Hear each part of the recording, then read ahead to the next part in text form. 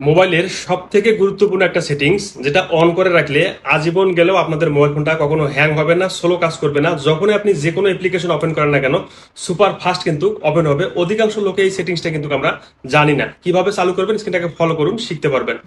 অনেক সময় আমরা যখন যে কোনো অ্যাপ্লিকেশন বা ফেসবুক ওপেন করতে যাই অনেকটা সময় লাগে, ইউটিউব ওপেন করতে গেলে অনেকটা সময় লাগে, আমাদের মোবাইল ফোনটা হ্যাং, স্লো কাজ করে। খুবই গুরুত্বপূর্ণ এই সেটিংসটা চালু করার জন্য আপনাদের মোবাইলে থাকা সেটিংস লোগোটা খুঁজে বের করে ওপেন করবেন।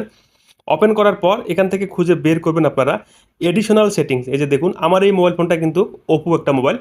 এডিশনাল সেটিংস এই অপশনটা খুঁজে বের করে আপনারা ওপেন করবেন।